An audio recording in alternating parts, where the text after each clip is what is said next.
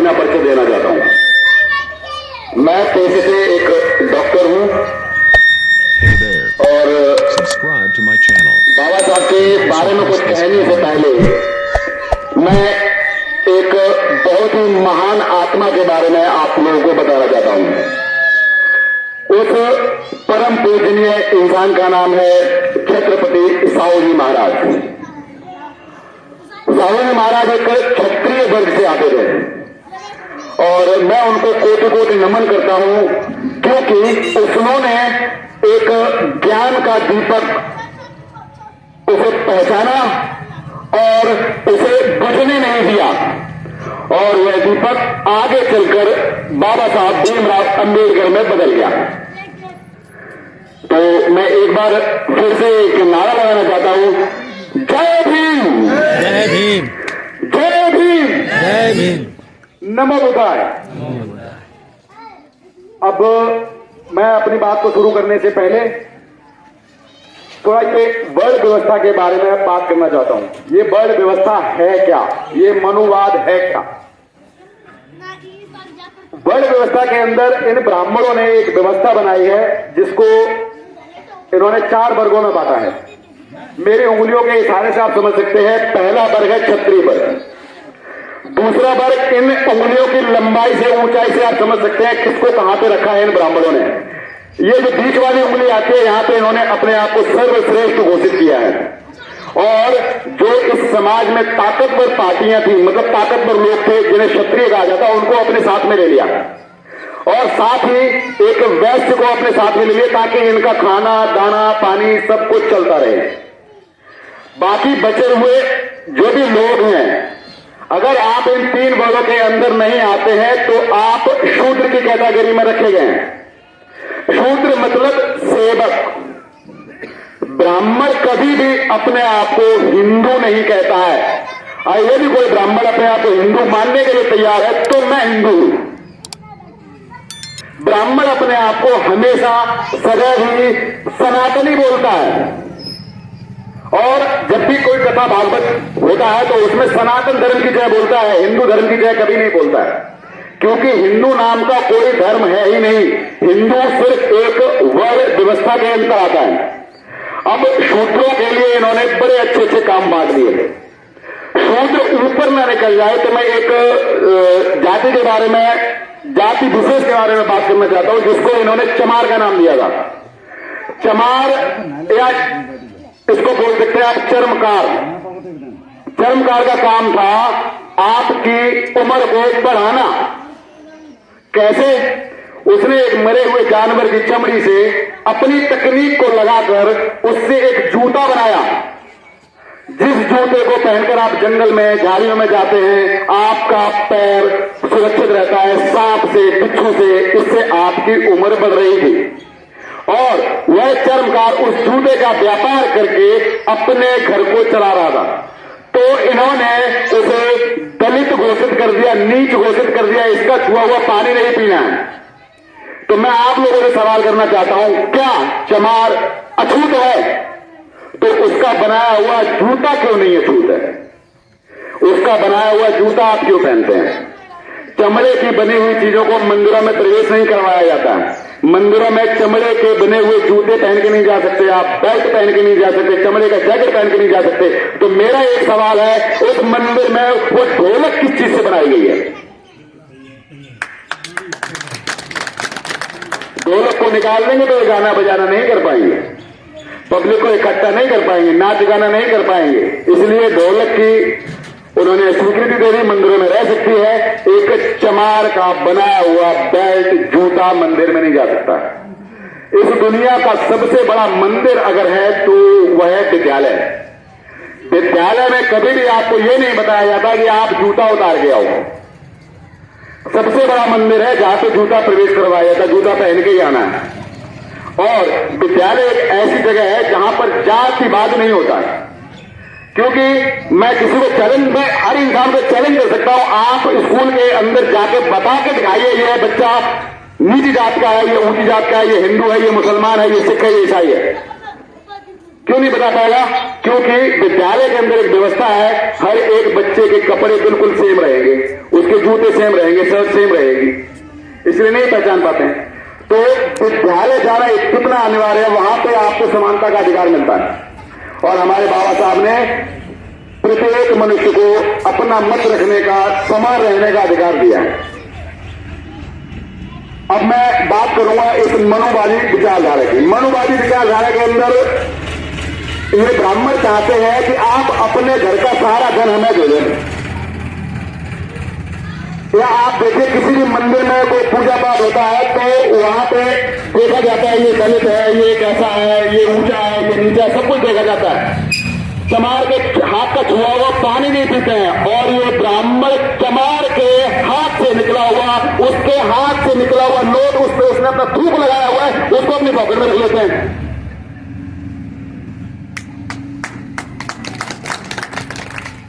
ब्राह्मण को छोड़ना पड़ेगा, तब आपके जीवन का भला हो सकता है, और विद्यालय जाना पड़ेगा। बाबा साहब ने कहा था शिक्षा वह शेरनी का दूध है जो पिएगा वो दहाड़ेगा। भैया हमने तो गलती से पी लिया है, तो मजबूरी बन गई हमारा दहाड़ना। इसलिए और मैं इस समाज को बताना चाहता हूं, समाज में दो प्रकार से लोग सोते हैं, एक तो सोता है, दूसरा सोने का बहाना करता है। सोते हुए को तो मैं जगा सकता हूं, जैसे कि जो जाग रहे थे वो तो आ गए हैं, और जो बहाना कर रहे थे वो अपने घर में लेटे हुए हैं। अपने उन्होंने बहाने बना रखे, मेरा खेत में काम है, मेरा दुकान पे काम है, वो नहीं आया। तो मैं सभी लोगों से एक ही बात कहूंगा, शिक्षा पे जोर दो, शिक्षा पे ध्यान दो। शिक्षा शेरनी का दूध है, पी लो। अब हिंदू धर्म के अंदर देखिए कितनी बड़ी विडंबना है, पंडित जैसा जैसा बोल लेता है वैसा वैसा हम मान लेते हैं।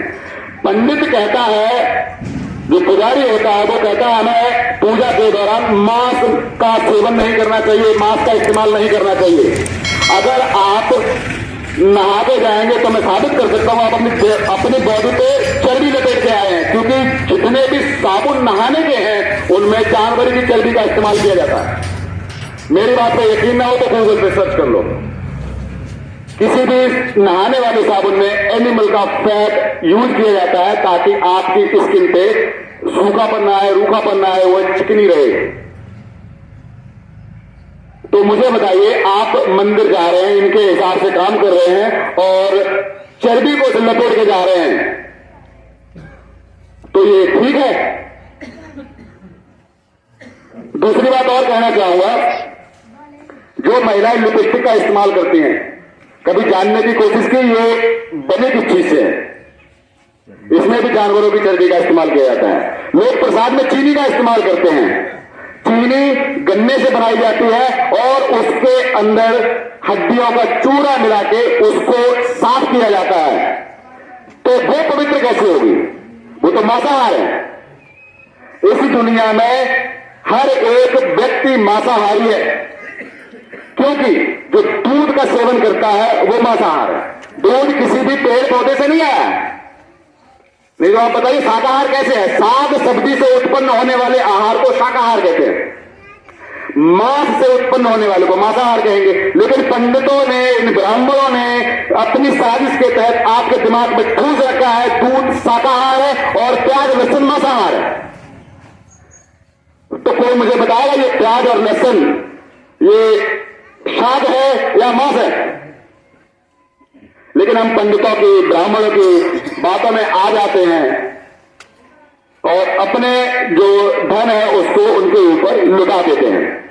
जब भी कभी उनको भागवत का प्रोग्राम होता है, कोई कथा का प्रोग्राम होता है, तो वो अपने पॉकेट से एक पत्थर की टुकड़ा निकालते हैं और लोगों को उल्लू बना के बोलते हैं ये ठाकुर जी महाराज हैं, ये शालिग्राम है, ये भगवान है। अब मुझे ये बताइए, जिसके थैले में भगवान है उसको आपके घर पे आने की क्या जरूरत है?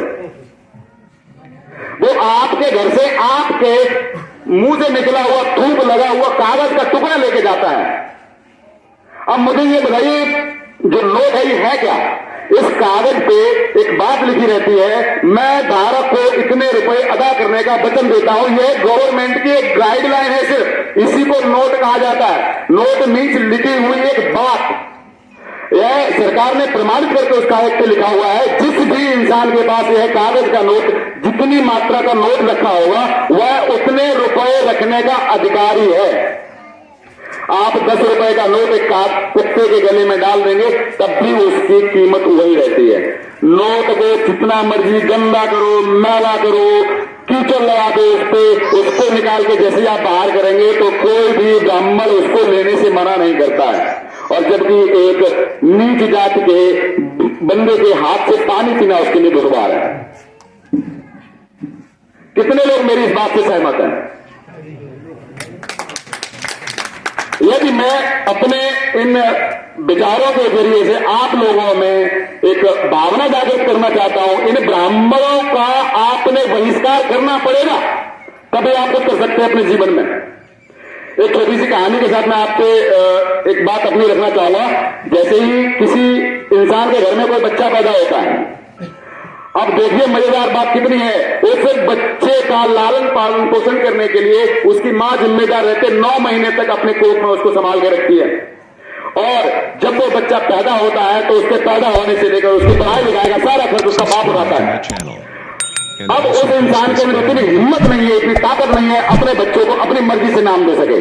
वह एक पंडित को बुलाता है, वो बोलता है इसका नाम रामलाल रख दो। रामलाल से मेरी लड़ाई चल रही है, मेरा जीवन भर झगड़ा चल रहा है उस रामलाल से। अब मैं उस पंडित के कहने पे अपने दुश्मन का नाम पूरी जिंदगी रख दूंगा।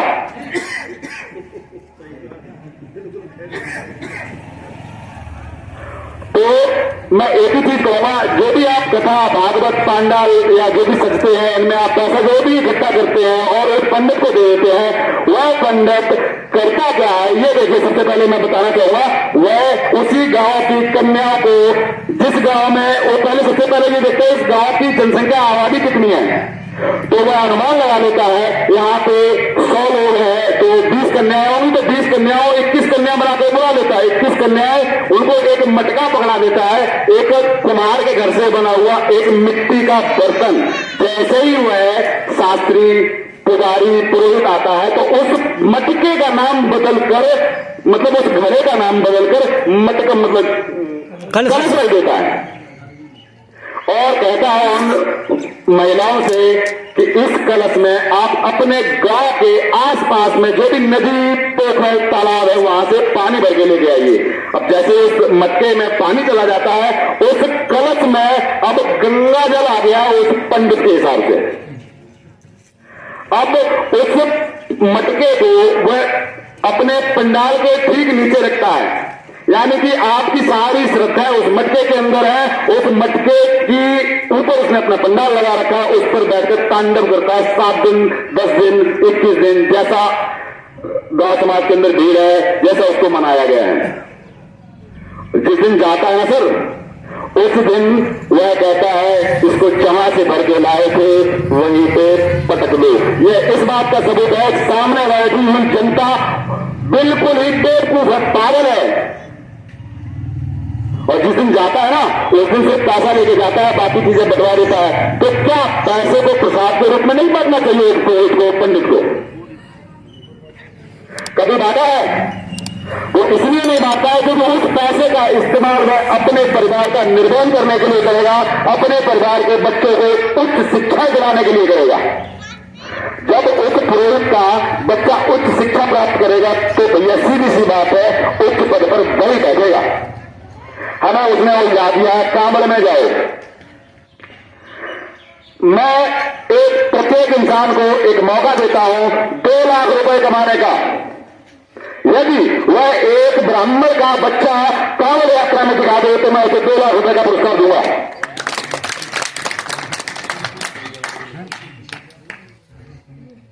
तो यह बात ब्राह्मणों को जब समझ में आती है तो आपको क्यों नहीं आ रही है? गंगा पाप धोने के लिए है, तो मैं पापी थोड़े हूं जब गंगा में नहाने जाऊं। गंगा का पानी सिर्फ एक केमिकल की वजह से, उसमें कभी भी बैक्टीरिया पनपता नहीं है, उस केमिकल का नाम है सल्फर। आप अपने घर के पानी में इस बोतल के अंदर पानी भरें, नलके से पानी भरें और इसमें एक सल्फर की गोली डाल दें, 10 साल तक इसमें कीड़ा नहीं पड़ेगा। सल्फर का स्नान करने से, सल्फर के पानी का स्नान करने से आपकी खुजलियां खत्म हो जाती है। तो गंगा में जाने से पाप नहीं धुलते कभी भी। अगर गंगा में जाने से पाप धुलते तो बाबा साहब भीमराव अम्बेडकर के बनाए हुए संविधान की हमें कोई भी आवश्यकता नहीं थी और ना ही हमें किसी भी कोर्ट कचहरी पुलिस किसी की आवश्यकता नहीं है। हम एक कत्ल करें और मंदिर में जाके गंगा में जाके स्नान कर रहे हम तो पवित्र हो गए। क्या ऐसा संभव है? पहले यही हो रहा था जब हमारे बाबा साहब ने संविधान का निर्माण नहीं किया था, उससे पहले।